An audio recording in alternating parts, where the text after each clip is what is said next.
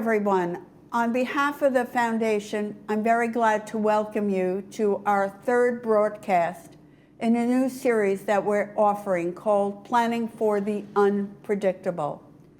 The LA fires were a wake-up call for many of us because we realized that wildfires could in fact come to Laguna Woods, and what was important that we be prepared for that type of emergency. The series, Planning for the Unpredictable, will look at different aspects of emergency preparedness. And with me today is Captain Jack Ackerman of the Orange County Sheriff's Department to explain his department's involvement in emergency response and preparedness. Many of you are aware of what the Foundation is. We are the village's own local charity. We step in to provide financial assistance when people have a financial hurdle or calamity. More recently, we've expanded our focus and we've been providing services to enhance the quality of life in the village. We provide fall prevention classes with memorial care. We provide emergency response devices for residents who cannot afford them but are at risk of falling.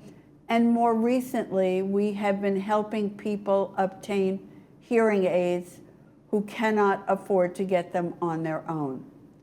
I am Marcy Scheimold, the president of the Foundation, and like many of you, the wildfires disconcerted me, made me nervous. I worried about wildfires coming to our community and how we would respond. I've asked Captain Ackerman here to discuss that with me, but also to introduce us to the Orange County Sheriff's Department and how it functions in Laguna Woods. We will also discuss how it works with the Orange County Fire Authority, how evacuation might operate or happen in the village, and perhaps he can provide us with some suggestions on how to handle the possibility of evacuation and emergency preparedness. Good morning, Captain Ackerman. Good morning. Thank you very much for joining us today. Now, you're with the Orange County Sheriff's Department. How long have you been with them?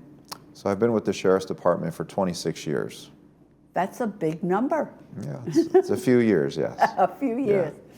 Yeah. Many people, and you oversee police services in Laguna Woods Village, correct? Correct. So I'm the Chief of Police Services for Laguna Woods. Many people in the village may not know you. Could you tell us a little bit about your background and your responsibilities? Sure. Like I said, 26 years with the Orange County Sheriff's Department. I've worked in almost every division and area of the Sheriff's Department prior to my current assignment. I worked in our jail system. I worked patrol operations. I've worked investigations. I worked in our training facility in our academy, and now I am assigned here in this assignment for the past, it's about 2 months now. You've only been here 2 months? 2 months in this position, yes. And yes. What is that position exactly? Well, I am the Chief of Police Services for Laguna Woods, so I oversee the police services from the Sheriff's Department in this area. I also oversee our Southwest investigative team and our regional motorcycle officers group. I oversee our traffic investigation group and our auto theft investigation group. Okay, bear with me a minute. Sure. I come from the East Coast. We didn't have a sheriff. Right. We had a police department. Yes. Could you give us some overview of the Orange County Sheriff's Department and how it operates? Of course. The Orange County Sheriff's Department is about 4,000 total members. So there's 2,000 sworn members and about 2,000 non-sworn members. which makes us about the 6th largest sheriff's department in the nation. Wow. Our law enforcement responsibilities are throughout the entire county of Orange County, and we serve 13 contract cities. So all the way up in the north part of the county, we have Stanton and Villa Park, and then down in the south end, we handle obviously Laguna Woods, but we also have like San Clemente, Dana Point, Lake Forest. Almost all of South County is a contract city. We do police services for the Orange County Superior Court System. We do police services for the Orange County Transit Authority. We have a Harbor Patrol Division that keeps the safety for the waters here near our coastal area in Orange County. So we have Harbor Patrol stations in Dana Point, Newport Beach, and Sunset Beach or Huntington Beach area. So quite a large organization. Yes. I don't think I realized how big it was. Yes. Now, Laguna Woods, the city of Laguna Woods contracts with the Orange County Sheriff's Department? Correct, yes. And so we don't have our own police department. You are our police department? That's a good way of saying it. Yes, we are your police department. So the city contracts with the sheriff's department for those services, and that's what we provide. And do you know how long you've been doing this? I do. The city of Laguna Woods incorporated in 1999, and that's when we became the police services. So they started contracting with us at that time for police services. Prior to incorporating, we would have provided police services to the area as an unincorporated area of the county. So currently, for example, any of our canyon areas, our mountain areas, our other unincorporated areas like Ladera Ranch or Rancho Mission Viejo, all those areas that are unincorporated, we provide police services there also. Okay, now, I would assume that there are advantages to the city of Laguna Woods as a result of contracting with the Orange County Sheriff's Department. Absolutely. So it's a cost saving to cities. Obviously, starting up your own police department and having to hire people and purchase all the required equipment is quite expensive. So there's definitely a cost savings to contracting with the sheriff's department. But with contracting with a large agency, you get all the kind of extra accessory services that come along with that. So we have an aero bureau that has helicopters. We have our behavioral health team that deals with homeless issues. You have a huge investigative division that has many subspecialties. Hazardous device units. I mean, we have all these extra accessory kind of details that you get access to with that contract. Yeah, I would imagine it would be expensive for Laguna Woods to have its own helicopter. Yes, it would, right? Have you ever recently used do you know that? I personally do not use the helicopter. I'm not fond of flying in helicopters. It makes me a little nauseous, but the helicopter is up every day. We have more than one, obviously, but it's patrolling throughout the county, and whenever there's needs for it, it's there to provide that service. Okay. Now, when I started introducing the topic today in terms of emergency preparedness, if there was a wildfire, that type of fire emergency in Laguna Woods, what would be the role of the Orange County Sheriff's Department?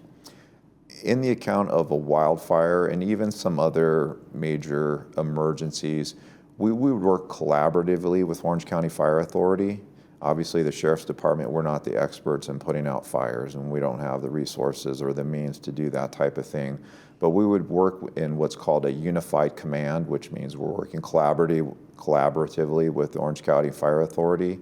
And our mission in that would obviously be the safety and security of the people who live in Laguna Woods, but it would be evacuations. It would be making those notifications that evacuations need to be done, be facilitating evacuations. It would be closing roads so people can't come into an area that's been evacuated. Those would be some of our main responsibilities in the account of a wildfire.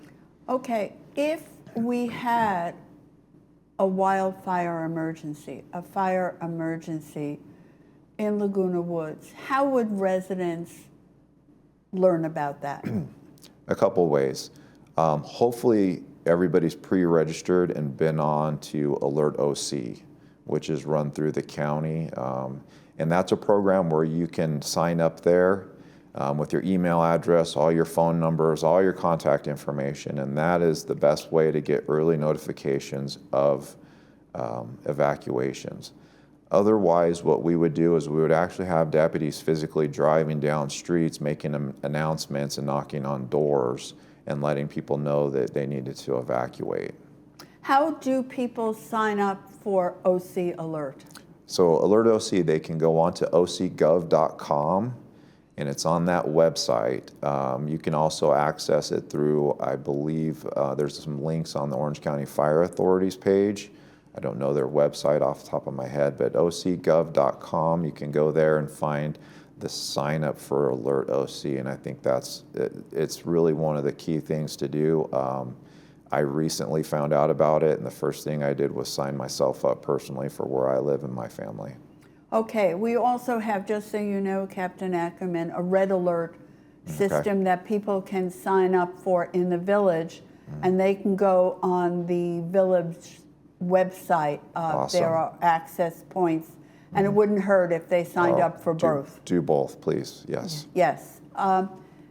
Now, we talked about evacuation and talking to residents in the village, because this is a retirement community, that's an issue of great concern. How does it operate? What can people expect? How does an evacuation operate? Well, initially it would be the notifications go out, and we would hope that people that can self-evacuate would. So if you have the ability to drive, to leave, you would do so at those instructions.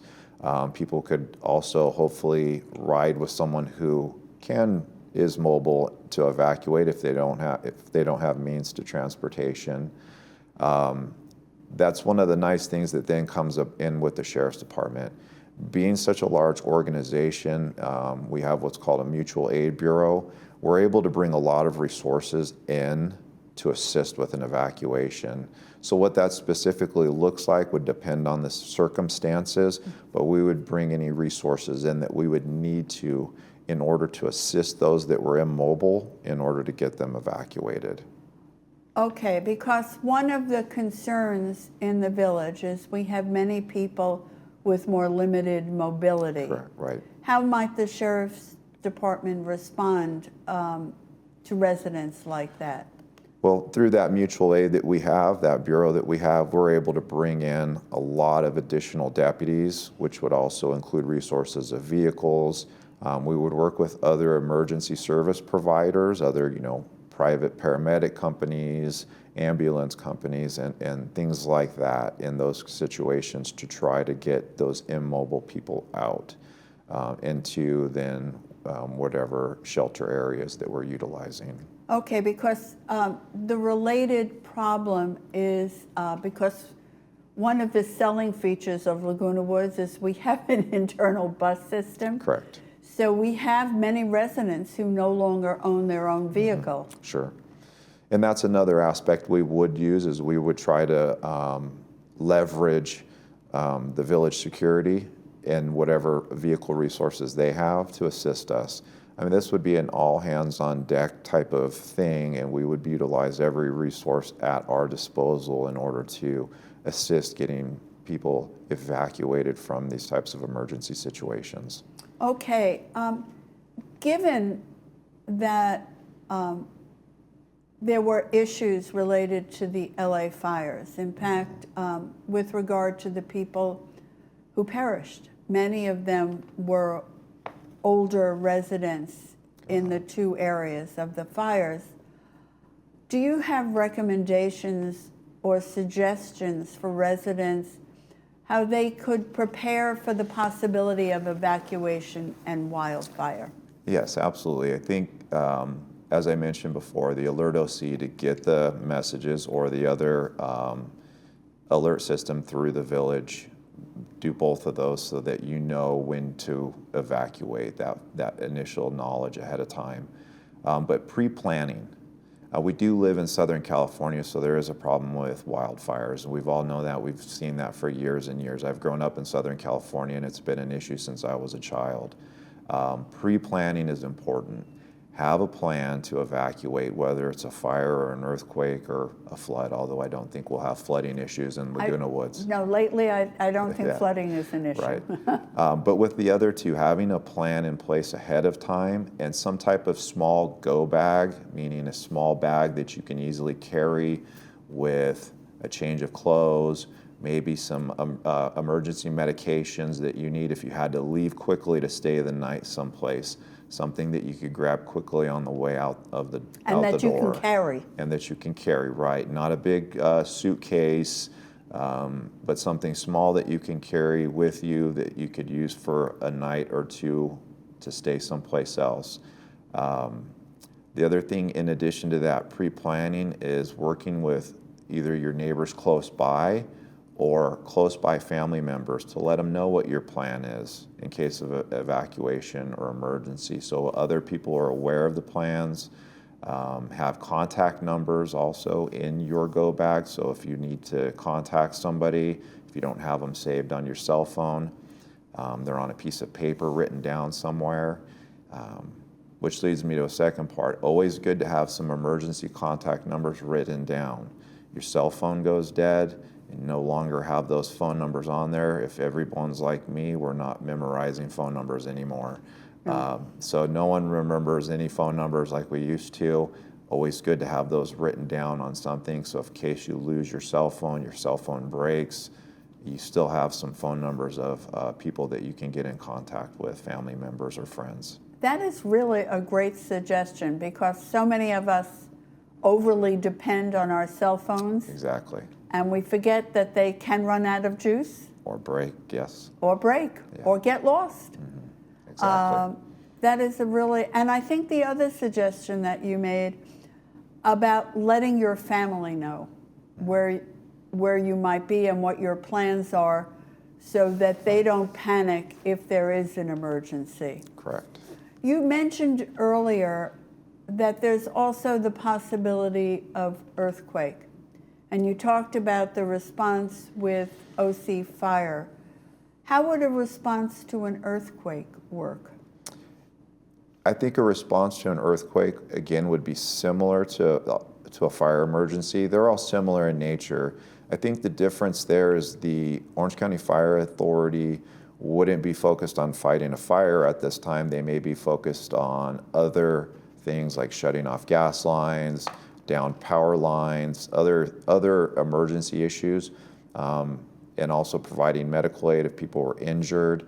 Sheriff's Department would be doing the same thing. We would be out just trying to ensure the safety and security of the members or of the residents of the community and providing medical care and working along with our partners in the Fire Authority and other emergency service providers to do that.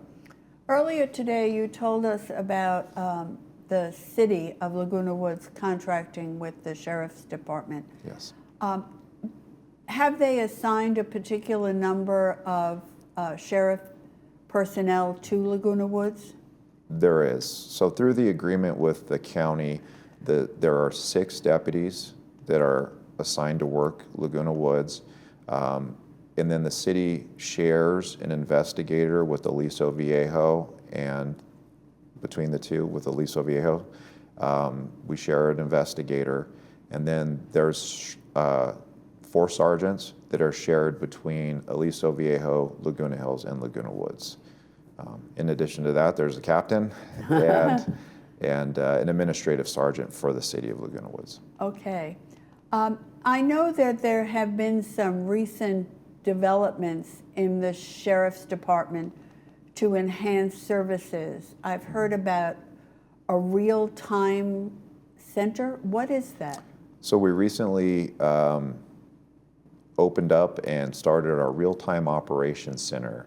So it's a centralized location where we're using a lot of higher technology stuff in our efforts to keep the community safe. A lot of that is giving us the ability to link into security camera systems so that if there was an emergency, something's going on, our deputies are responding to, they can open up an application at this operations center that would allow people sitting there to see through the cameras what's going on as our deputies are coming. So if there was a suspect running around someplace, they can be feeding that information to our deputies on the way in. Or if there's a major disaster, or maybe even a smaller disaster, a car crash, a fire, if it's within the view of the cameras, the people who work in the center can be telling our responding deputies, there's injured people over here, there's something going on over there, and giving them kind of direction so that as they come into the scene, they're aware of what's going on, what the safety hazards are, where injured people are, where potential suspects are.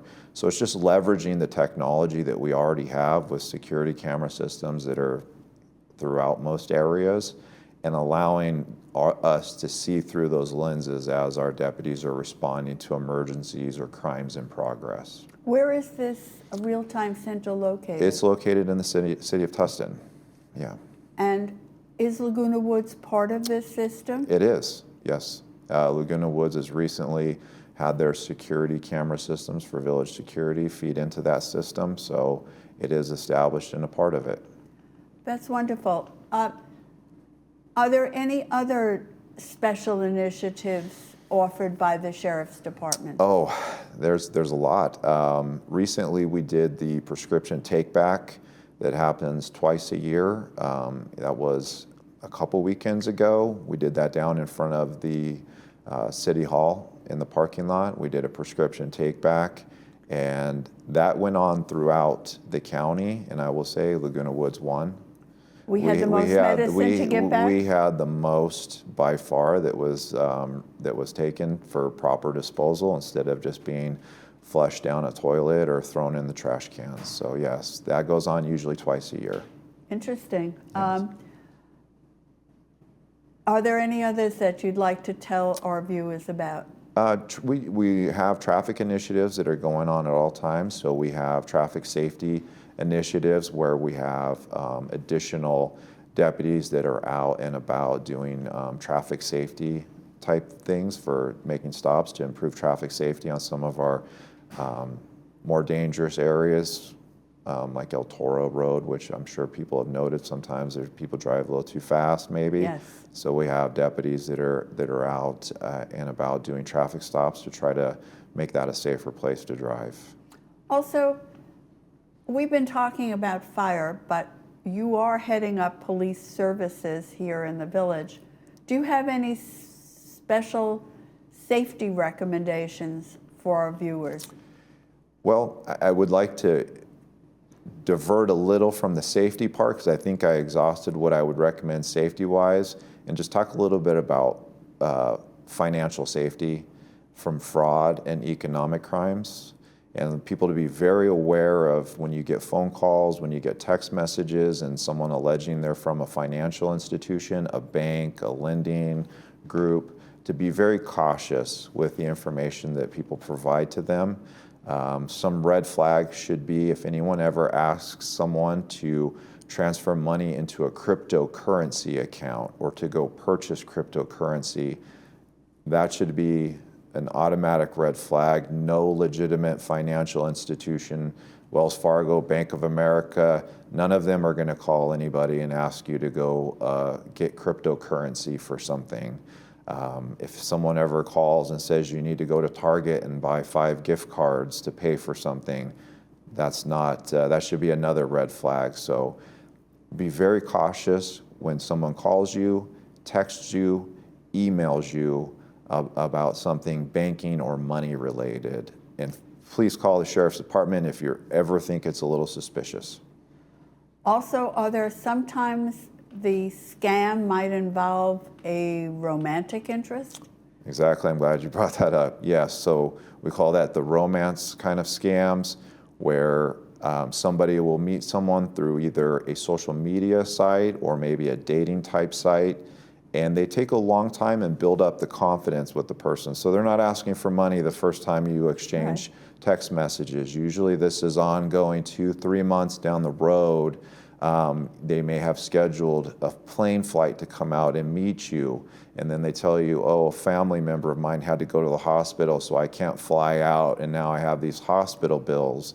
And they tug at your heartstrings because you've been talking to this person for a few months now, and they've built up a little bit of a pseudo relationship, and then they'll ask maybe for you to wire them some money or to send them something on Venmo or some other type of money transferring application. Those are another one. And so be very wary of sending money to anybody that you've never personally met in person.